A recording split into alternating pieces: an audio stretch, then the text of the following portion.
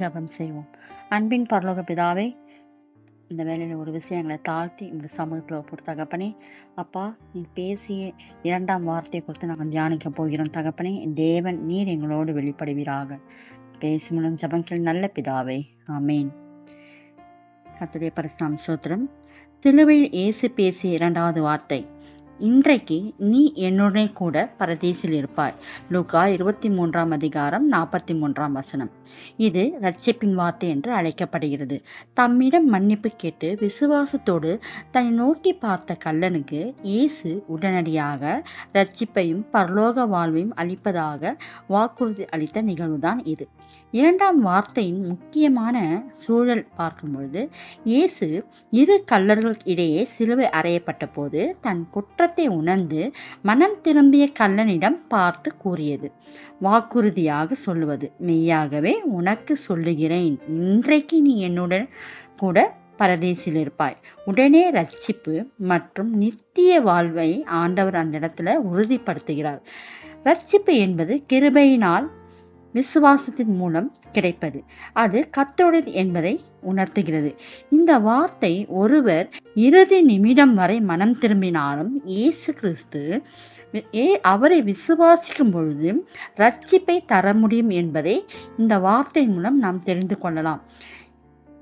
சிலுவையில் இயேசு கிறிஸ்து இரண்டாவதாக கூறிய இந்த வார்த்தையில் ஆழமான ஒரு சத்தியம் உள்ளது.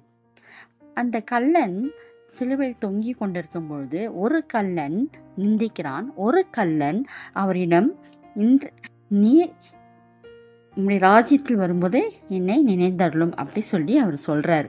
அப்படி அந்த கள்ளன் சொன்னதும் ஆண்டவராகிய இயேசு கிறிஸ்து கல்வாரி சிலுவையில் தொங்கி கொண்டிருக்கும் பொழுது அவர், மெய்யாகவே நான் உனக்கு சொல்லுகிறேன், இன்று நீ என்னுடன் கூட பரதேசில் இருப்பாய். அந்த கள்ளனுக்கு உடனே ரட்சிப்பு கிடைக்கிறது. எவ்வளோ பெரிய ஆசீர்வாதம்! இயேசு அந்த இடத்துல அந்த கள்ளனை பார்த்து, நீ இன்னும் சுத்திகரிக்கப்படலை, நீ இன்னும் என்ன ஆகலை, பாவங்களை இன்னும் நீ அறிக்கையிடலை, நீ பாவத்தை அறிக்கையிடு அப்படிலாம் அவர் சொல்ல. ஏன்னா அவன் பாவத்தை அந்த இடத்துல உணர்றான்.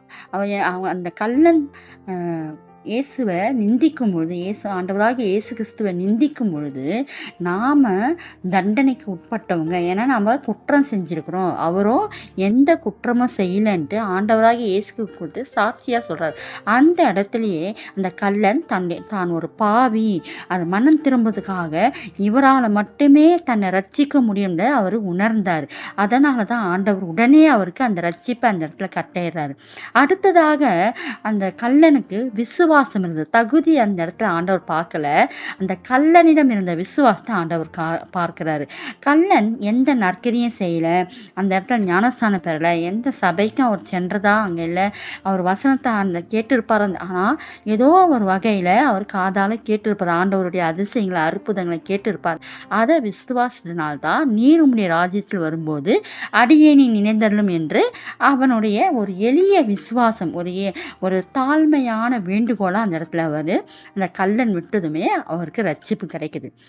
அடுத்ததா கள்ளன் இன்னொன்று ஒரு விஷயத்தை தெரிஞ்சிருக்கிறார். என்னன்னா, ஆண்டவராக இயேசு கிறிஸ்து அதிகாரம், இவரால் மட்டும்தான் அதிகாரமாக தன்னுடைய பாவத்தை மன்னிக்க முடியும் அவர் உணர்ந்திருக்கிறாரு. அதனால தான் இயேசு சிலுவையில் ஒரு குற்றவாளி போல தொங்கி கொண்டாலும் எப்படி ஒரு ராஜா கிட்ட போய் ஏதாவது ஒரு வேண்டுதல் கேட்டால் செய்கிறேன்னு சொல்லுவாங்களோ, அதே போல் அவரும் அந்த இடத்துல ராஜா கட்டளை சொல்கிற மாதிரி அவர் சொல்கிறார். அந்த பரலோகத்தில் அதிகாரம், எல்லாம் வல்லமையான அதிகாரத்தை உடையவர் அவர். சாதாரண அந்த மனிதனுக்கு ஒரு மீட்பை அந்த இடத்துல கொடுக்கறத நம்ம பார்க்குறோம். அடுத்தது கள்ளனுக்கு முழுமையான மனம் திரும்புதல். மற்றொரு கள்ளன் நிந்திக்கும் போது இதுமாதிரி நம்ம அந்த குற்றமில்லாதவரை நம்ம என்ன செய்யக்கூடாது, நிந்திக்கக்கூடாது சொல்லி அந்த கள்ளனுக்கு உபதேசிக்கதை நம்ம பார்க்குறோம். ஒரு முழுமையான மனம் திரும்ப அந்த கள்ளன்கிட்ட இருந்தது. அடுத்ததாக கள்ளன் பெற்றுக்கொண்டது என்னன்னா, என்னுடனே கூட ஆண்டவராகிய இயேசு கிறிஸ்து கூட ஒரு ஐக்கியம். அந்த இடத்துல அவர் அந்த ஐக்கியத்தை அவர் என்ன பண்ணுறாரு, அந்த பங்குடையவராக காணப்படுறார். யார்? கள்ளன். ஏன்னா கள்ளனுக்கு உடனே ரட்சிப்பு கிடைக்குது. அவர் மனம் திரும்புகிறாரு. அவருக்கு நித்திய வாழ்வு ஆண்டவர் உடனே ஒரு வாக்குறுதியை கொடுக்குறாரு. இன்றைக்கே, நாளைக்கு சொல்லலை, இன்னும் கொஞ்ச நாள்னு சொல்ல, இன்றைக்கே. இப்போ கடைசி நிமிடம் வரை வாய்ப்பு நமக்கு இருக்கிறது. அந்த கள்ளனுக்கு எப்படி கடைசி நிமிடம் ஒரு உயிர் விடும் தருவாயில் இருக்கும்போது கள்ளன் கேட்கும்பொழுது விசுவாசத்தோட ஒரு வேண்டுதலோடு கேட்கும்போது ரட்சிப்பை கட்டளிட நித்திய வாழ்க்கையே ஆண்டவர் அந்த இடத்துல ஒரு உறுதிப்படுத்துகிறாரு. யோவான் 3:16 படி அந்த இடத்துல தேவன் தம்முடைய ஒரே பேரான குமாரனை விசுவாசி எவனோ அவன் கெட்டு போகாமல் நித்திய ஜீவனை அடையும்படிக்கு அவரை தந்தருளி இவ்வளவாய் உலகத்தில் அன்பு கூர்ந்தார்.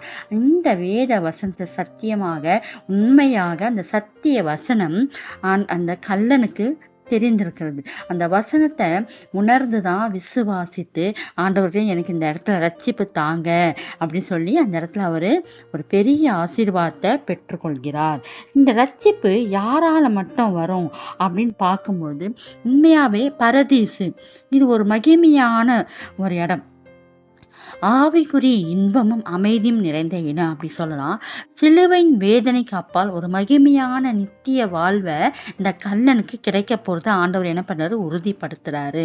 இப்படிப்பட்ட ஆசீர்வாதங்களை அந்த கள்ளன் பெற்றுக்கொள்கிறாரு.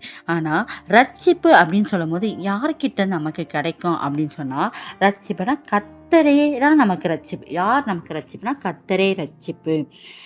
அதாவது நான் எங்கே இருக்கிறேனோ அவர்களும் என்னுடனே இருக்க விரும்புகிறேன் அப்படி சொல்றாரு. இயேசு கிறிஸ்துவின் ரத்தத்தினாலே பாவ மன்னிப்பாகிய மீட்பு இவருக்குள் நமக்கு உண்டாயிருக்கிறது. அப்படி நிறைய ரட்சிப்பை குறித்து வசனம். கர்த்தரே நமக்கு ரட்சிப்பாக இருக்கிறார். அவருடைய நாமத்தினாலே விசுவாசம் உள்ளவர்களாய் அவரை ஏற்றுக்கொண்டவர்கள் அவருடைய பிள்ளைகள். நாம் அவரை ஏற்றுக்கொள்ளும் போது, அவருடைய நாமத்தினாலே அவரை ஏற்றுக்கொள்ளும் போது விசுவாசத்தோடு ஏற்றுக்கொள்ள அவர் பிள்ளைகளாக அவருடைய நாம் நீதிமான்கள் இலவசமாக அவருடைய கிருபையினாலே மீட்பை கொண்டு நீதிமான்களாக்கப்பட்டிருக்கிறார்கள். அப்போ இலவசமாக அவருடைய கிருபையினாலே நம்ம மீட்பை ரட்சிப்பை பெற்று நீதிமான்கள் ஆக்கப்பட்டிருக்கிறோம். யாரால? கர்த்தரே தான் நமக்கு ரட்சிப்பு. அடுத்தது கர்த்தராலே மட்டுமே ரட்சிப்பு. அவராலே அன்றி வேறொருவராலும் ரட்சிப்பு இல்லை.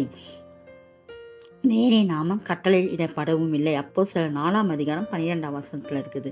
அதே போல் ஏசாயால நானே கர்த்தர், என்னை அல்லாமல் ரட்சகர் இல்லை. அப்போது அவர் தான் ரட்சகர். ரட்சிக்கிறதுக்கு தேவன் ஒருவரே அப்படின்னு நம்ம விசுவாசிக்கணும். தேவனை நோக்கி என் ஆத்மா அமர்ந்திருக்குது, அவராலே என் ரட்சிப்பு வரும். சங்கீதத்தில் சொல்லப்பட்டிருக்குது. இப்படி அநேக இடத்துல ரட்சிப்பு யாரால்னா கர்த்தரால் மட்டுமே வரும். கர்த்தரே அவரே ரட்சிப்பா நமக்கு இருக்கிறாரு. முதல் கர்த்தரே ரட்சிப்பு, கர்த்தரால் ரட்சிப்பு. அடுத்தது கர்த்தரிடத்தில் ரட்சிப்பு. அதாவது சங்கீதம் 137 கர்த்தரிடத்தில் கிருபையும் திரளான மீட்பும் உண்டு. ஒரு ரட்சிப்பு, பாதுகாப்பு, தன்னை எல்லா பாவங்களையும் நம்ம இடத்துல இருக்கிற எல்லா பாவங்களையும் நீக்கி நம்ம ரட்சிக்க வந்திருக்கிறார். நம்ம பார்க்குறோம். அவள் ஒரு குமாரனை பெறுவாள், அவருக்கு இயேசு என்று பெறுவாக, ஏனெனில் அவர் தம் ஜனங்களை பாவங்கள் நீக்கி அவளை ரட்சிப்பார். பாவங்கள் நீக்கி ரட்சிக்கிற ஒரே தேவன் ஆண்டவராகிய இயேசு கிறிஸ்து. இப்போ கர்த்தரிடத்தில் தான் நமக்கு ரட்சிப்பு வருகிறது. பாவங்களை மறைந்தோம்னா ஒன்றுமே செய்வோம். பாவங்களை மறைக்கிறவன் வாழ்வடைய மாட்டான். அவன் அறிக்கை செய்து விட்டு இரக்கம் பெறுவான்.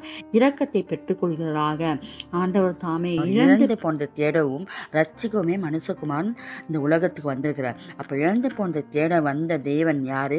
ஆண்டவராக இயேசு கிறிஸ்து. ரட்சிக்க வந்த தேவன் யாரு? நம்ம ஆண்டவராக இயேசு கிறிஸ்து. அப்போ அவரை நம்ம நோக்கி பார்க்கும்போது அவரே ரட்சிப்பா இருக்கிறது, அவராலே ரட்சிப்பு இருக்குது. அப்போ அவரை நாம் பற்றி கொள்ள வேண்டும். கர்த்தருடைய ரட்சிப்புக்கு காத்திருப்பது நல்லது புலம்பல்ல சொல்லப்பட்டிருக்குது. அப்போ கர்த்தருடைய ரட்சிப்புக்காக நாம் காத்திருக்க மனம் திரும்பி அவரிடத்தில் நம்மை ஒப்பு கொடுக்கும்போது நாம் ரட்சிக்கப்படுவோம். ரட்சிப்பு என்பது அனுதினமாக நாம் ரட்சிக்கப்பட்டோம். ஆனால் ஆண்டவராகிய இயேசு கிறிஸ்து ஒருவரால் மட்டுமே நமக்கு ரட்சிப்பு கொடுக்க முடியும். அந்த ரட்சிப்பை நாம் பெற்றுக்கொண்டோமா? நாம் பெற்றுக்கொள்ள வேண்டுமென்றால் நாம் ஆண்டவரை நோக்கி பார்க்கணும். அவரிடத்தில் நாம் காத்திருந்து நம்ம அவருடைய ரட்சிப்பை பெற்றுக்கொள்ளத்தக்கதான கிருபை நாம் பெற்றுக்கொள்வோம்.